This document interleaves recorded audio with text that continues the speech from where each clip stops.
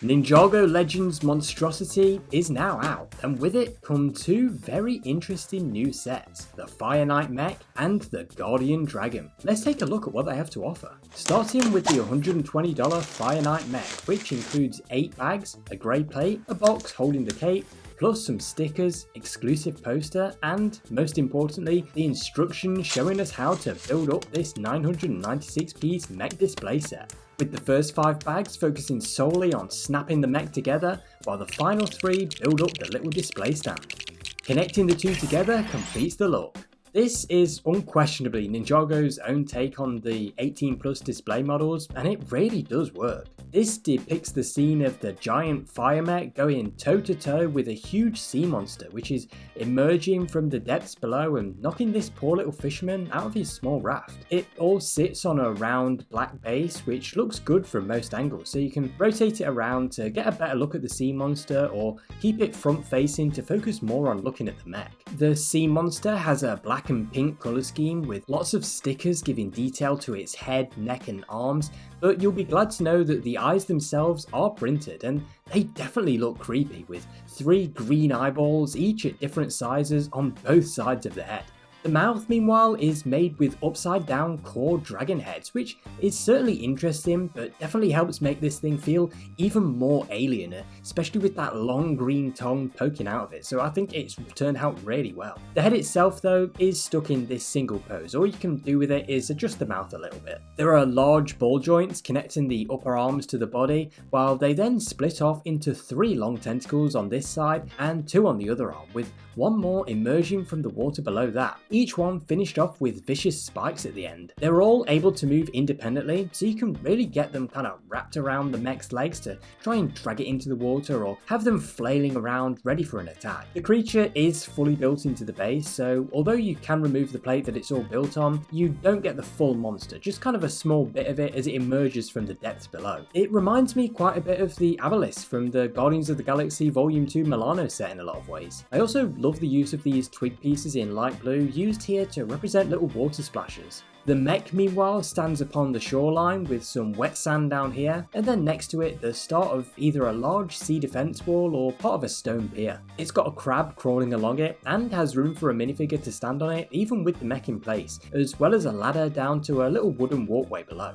Just like the creature, the mech also has plenty of articulation in its arms, giving you more options to kind of change how you want to display the model, including switching which hand you want to hold the weapon. There's even a little bit of movement possible with the legs while still attached, so you could have the whole thing kind of leaning back as it succumbs to a blow, or bending all the way forwards as it lunges in for a killer attack. There's good options here, even with the feet being pretty much fixed in place. But the mech is more than just a display model, because it can be removed very easily from the base by pulling the feet off of those Techno pins, and then you can treat it just like any other Ninjago mech. And what a great mech this is. To me, it feels like a scaled down version of Cole's Titan Dragon mech from last year, but instead of large golden wings on the back, it's draped in this long flowing cape which is decorated with appropriate fire details surrounding Kai's Dragon's Rising ninja symbol. It attaches to the mech not only at the shoulders, but also to this long build which plugs in at the back, and what that lets you do is pose the cape in a way that it kind of looks like it's flowing in the wind, pushed out to the side like this. You can also swing that piece around to sort of alter the way it looks,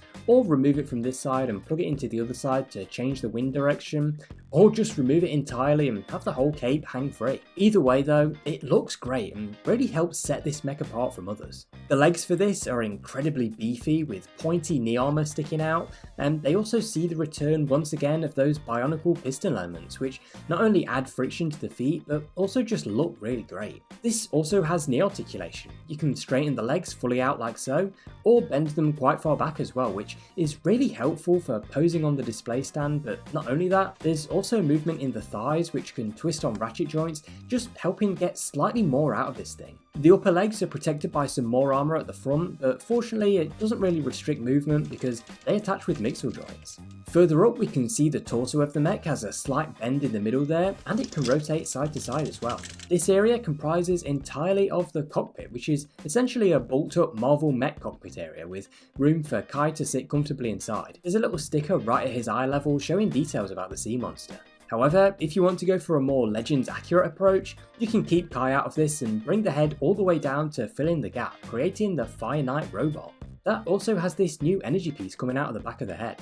And there's also a little lantern hanging off of this. It's the same print as the ones in the Dragon Core Temple and the Dragonstone Shrine, so there's nice continuity between these sets, which I think is pretty cool. As for the arms, the hands sit on ball joints and each get 3 fingers and a thumb, though they can break off quite easily. The lower arms can also extend and contract, as well as twist around at the elbows, and there's a decent amount of movement in the shoulders too. There's plenty of good poses you can get this into, including dual wielding the weapon, which is simply a big spear with a sticker at the top here. And what's more, the base that's left behind still works as a great little display piece on its own, with the sea creature now simply lunging up to attack someone on the pier.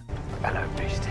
It also gives us a little bit of a better look at the wall and small terrain piece with the mech removed, so that's another good bonus. As well as the incredible builds, there are 2 minifigures included with this. First up, a simple fisherman who reuses a sand green outfit from older Ninjago City sets, but with a rice hat hanging off his back, and new face showing him smiling on one side and terrified on the other. Then we have the Master of Fire, aka Kai, who appears in this very nice looking dark red master suit. I don't know if it's just me, but I can definitely see similarities between this and the Master Lloyd suit from last year, both front and back with that flaming dragon symbol, which, if that was the intention, gives me hope that we're eventually going to get these suits for all of the ninja. And he also wields a reveal sword. The same piece as in all the other sets, but now with a dark grey blade instead of transparent red. The poster that's included is a nice little bonus as well, showing another angle of the mech versus sea monster.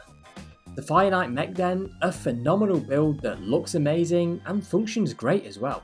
Finally, we come to the $150 Guardian Dragon, which at 1,650 pieces is the biggest of the two. But will that make it the best? Let's find out. Inside this one, we've got 11 bags, also a grey plate, envelope for the wings, stickers, another exclusive poster, and mega instruction manual. Unlike the mech, this one begins by building up the display stand before then moving on to the big dragon itself, which is integrated into the mountainside. All complete, and this set is truly enormous, pretty much double the height of the Fire Knight Mech. And while that set depicted a coastal battle scene, this instead creates a far more serene atmosphere with a mighty dragon perched above a mountain shrine. The whole thing sits over a shallow pond with different coloured leaves floating in it as multiple streams of water flow down out of the mountain, carving pathways through it as they do. There are 3 stone lanterns dotted around this side with the dragon's tail passing through branches of this small tree, which itself has more of those red lanterns we saw on the Fire Mech hanging from its leaves. Moving around to the front, we've got a reveal sword sat in the middle as well, with quite a few of those minion hair pieces scattered around the place, which I assume kind of represent moss patches, quite the contrast from their use as barnacles in the Mosasaurus set. Then to the side of that is this big red gateway for the Shrine of Fire, with stepping stones leading around to a small area with lit candles, and behind those a small picture of Kai from the Legends Monstrosity miniseries. Even around the back, this mountain is finished off well with simple rocky details and lots of tree branches and roots sticking out of it.